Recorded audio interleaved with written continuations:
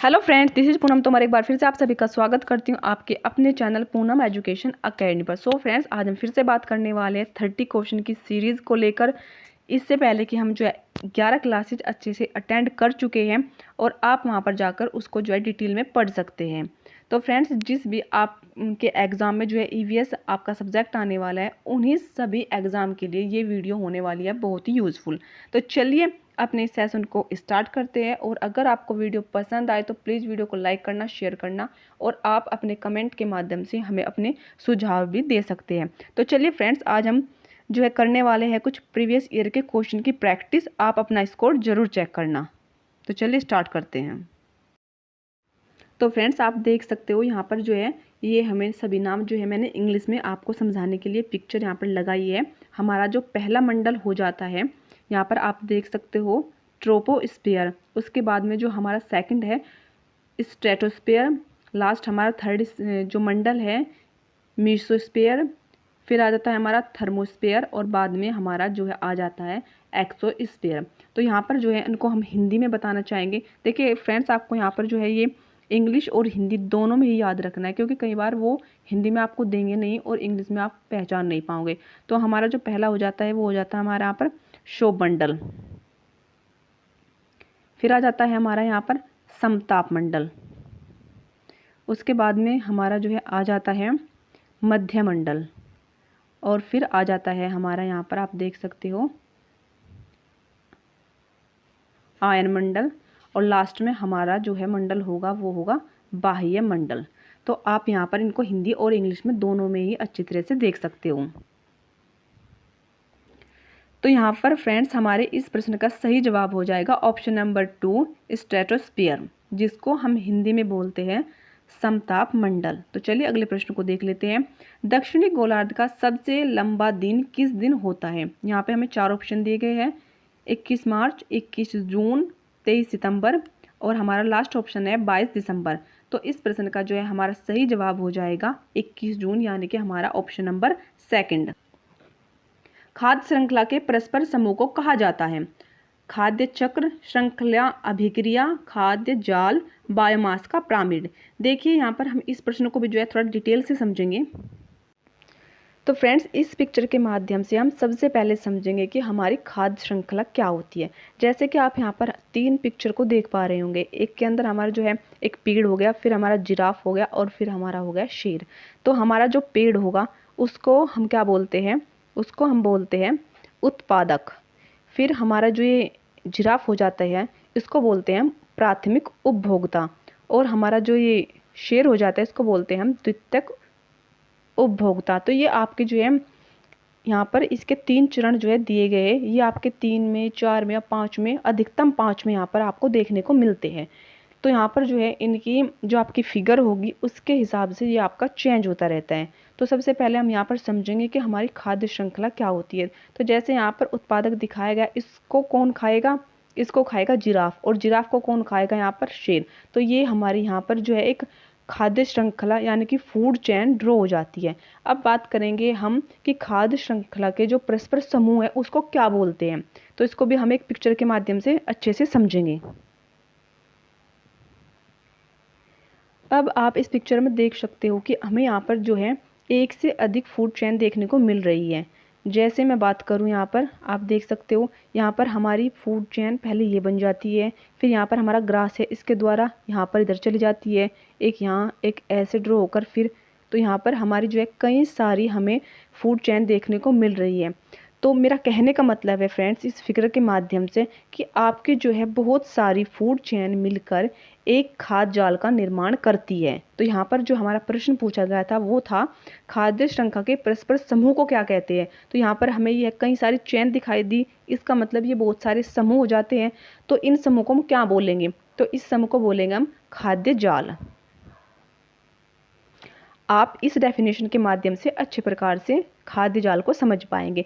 किसी पारितंत्र में प्रतिपादित होने वाले विभिन्न आहार श्रृंखलाओं के आपस में संबंध होने से बने जाल को खाद्य जाल कहते हैं। खाद्य जाल पौधों से आरंभ होता है और मांसाहारी पर समाप्त होता है। एक खाद्य जाल में अनेक आहार श्रृंखलाएं हो सकती है, यानी कि कई सारी फूड चेन आपकी हो सकती हैं। तो चलिए अगले प्रश्न को देख लेते हैं।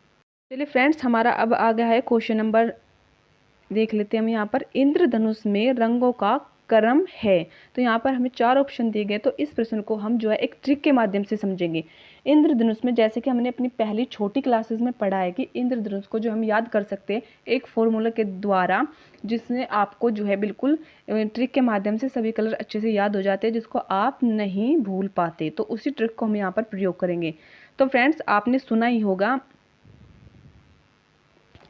विबग्योर, जैसे कि अभी मैं उसको आपको लिखकर अच्छे से समझाने का प्रयास करूंगी, जिसके अंदर VIBGY O और आपका लास्ट का वर्ड होता है R।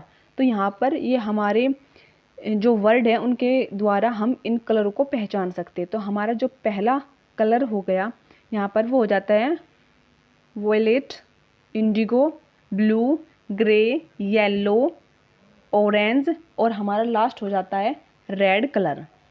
तो यहाँ पर हम इसी ट्रिक के माध्यम से अपने ऑप्शन को पहचानेंगे। तो इस प्रश्न का हमारा जो है सही जवाब हो जाता है ऑप्शन नंबर 4। हमारा अगला प्रश्न हो जाता है, एक वलय प्रणाली में घिरा हुआ है जो अंतरिक्ष में हजारों किलोमीटर तक फैली है। मंगल, शनि, सूर्य, चंद्रमा। तो यहाँ पे हमें 4 ऑप्शन दिए गए। तो फ्रेंड्स, आपको पहचानना है कि आपका सही जवाब इनमें से कौन सा होने वाला है। तो इस प्रश्न का हमारा सही जवाब हो जाएगा ऑप्शन नंबर 2, शनि। अब बात कर लेते हैं अगले प्रश्न के बारे में। वन अधिकार अधिनियम 2006 का मूल उद्देश्य है वनों का वर्गीकरण करना, वनों पर वन मंत्रालय के नियंत्रण को बढ़ाना, राज्यों को अपने भूभाग में आ रहे अभयारण्यों पर अधिक स्वायत्तता देना, और हमारा जो लास्ट ऑप्शन हो जाता है पारंपरिक रूपों से वनों में रहने वाले समुदाय के अधिकारों को मान्यता देना। तो इस प्रश्न का हमारा सही जवाब हो जाएगा ऑप्शन नंबर 4। तो चलिए फ्रेंड्स, बात कर लेते हैं अगले प्रश्न के बारे में। EVS संक्षेपण अर्थ प्रयुक्त होता है। यहाँ पे 4 ऑप्शन दिए गए, environmental skill, environmental science, environmental sources, environmental studies. तो यहाँ पर इस प्रश्न का हमारा सही जवाब हो जाएगा ऑप्शन नंबर 4। अब बात कर लेते हैं अगले प्रश्न के बारे में। कोई किसान उर्वरकों और कीटनाशकों का अधिक उपयोग करके अपने खेतों में बार बार धान की फसल उगा रहा है। ऐसा करने से उसके खेतों की मृदा, यानी कि उस मृदा पर क्या इफेक्ट देखने को मिलेगा। यह हमारा प्रश्न पूछा गया है CTET फरवरी 2015 को। तो यहाँ पर 4 ऑप्शन दिए गए हैं। केवल धान की फसलों के लिए ही उपयोगी रहेगी, जुताई के लिए उपयुक्त बन जाएगी, बंजर हो जाएगी, और हमारा जो लास्ट ऑप्शन है अन्य फसलों के लिए भी उपजाऊ बन जाएगी। तो इस प्रश्न का सही जवाब हो जाएगा ऑप्शन नंबर 3, यानी कि बंजर हो जाएगी। अब बात कर लेते हैं अगले प्रश्न के बारे में। कक्षा 5 की पर्यावरण अध्ययन की पाठ्य पुस्तक का एक पाठ उसी से ठंडा उसी से गर्म डॉक्टर जाकिर हुसैन द्वारा लिखी गई एक कहानी है। उन्होंने बच्चों के लिए ऐसी कई कहानियाँ लिखी है। अपनी मृत्यु के समय वे थे, यानी कि अपनी मृत्यु के समय वे किस पद पर थे, ये हमें यहाँ पर पूछा गया है।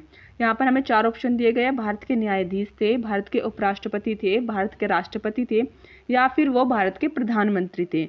तो फ्रेंड्स, इस प्रश्न का हमारा सही जवाब हो जाएगा ऑप्शन नंबर 3, भारत के राष्ट्रपति थे। अब बात कर लेते हैं अगले प्रश्न के बारे में। पर्यावरण अध्ययन की प्रकृति निम्नलिखित अध्ययन की प्रकृति का समर्थन नहीं करती। आपको इस प्रकार के प्रश्न को बहुत ही ध्यानपूर्वक पढ़ना है, क्योंकि कई बार हमें ये जो नहीं वर्ड दिया होता है इसको हम स्किप कर देते हैं और उसी की वजह से हमारा जो क्वेश्चन गलत हो जाता है। तो यहाँ पर 4 ऑप्शन दिए गए। बच्चे कम गलतियाँ करें, बच्चों को करके सीखने का अवसर मिले, बच्चे बहुत से प्रश्न पूछें, बच्चों को खोज करने के लिए पर्याप्त स्थान मिले। तो यहाँ पर हमें नहीं बताना है। तो इस प्रश्न का हमारा सही जवाब हो जाएगा ऑप्शन नंबर 1, बच्चे कम गलतियाँ करें। अब बात कर लेते हैं अगले प्रश्न के बारे में। इकोसिस्टम की सही परिभाषा क्या है? परस्पर क्रिया करने वाला जीव समुदाय, किसी स्थान का अजीवीय घटक, या फिर पृथ्वी और वायुमंडल क्षेत्र जहाँ जीव रहते हैं, और लास्ट ऑप्शन हो जाता है जीव समुदाय और उसके वातावरण का संतुलित तंत्र। तो इस प्रश्न का हमारा सही जवाब हो जाएगा ऑप्शन नंबर 4। इकोसिस्टम का मतलब होता है एक ऐसा एनवायरनमेंट जहाँ पर जीव और एनवायरनमेंट के मध्य जो है आपकी क्रिया होती है। तो बात कर लेते हैं अब अगले प्रश्न के बारे में। सूर्य से निकटतम ग्रह कौन सा है? तो यहाँ पर 4 हमें ग्रह के नाम दिए गए हैं, मंगल, बृहस्पति, शुक्र, बुध। तो इस प्रश्न का हमारा सही जवाब हो जाएगा ऑप्शन नंबर 4, बुध। अब बात कर लेते हैं अगले प्रश्न के बारे में। गिर राष्ट्रीय पार्क किस राज्य में स्थित है?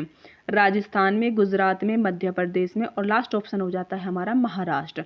तो इस प्रश्न का हमारा सही जवाब हो जाता है ऑप्शन नंबर 2 गुजरात में। अब बात कर लेते हैं अगले प्रश्न के बारे में।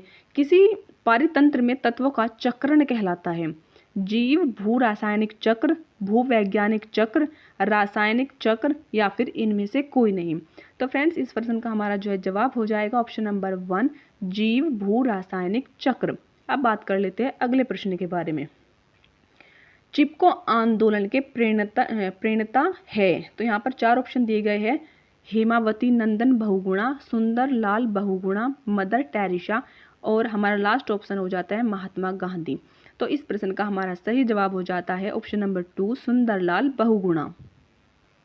देखिए फ्रेंड्स, जो आपका चिपको आंदोलन था ये पर्यावरण संरक्षण के संबंध में जो है कराया गया था, और यह आंदोलन जो आपका उत्तराखंड के चमोली जनपद में वृक्षों को काटने से बचाने के लिए चलाया गया था। और इसके जो प्रेरणा जिसके बारे में हम बात कर चुके हैं वो है हमारे सुंदरलाल बहुगुणा। तो यहाँ पर आपके 2-3 प्रश्न आपसे पूछे जा सकते हैं कि एक तो ये किस चीज़ को लेकर जो है आपका चलाया गया था। तो इसका प्रश्न का जवाब हो जाता है पर्यावरण संरक्षण को लेकर।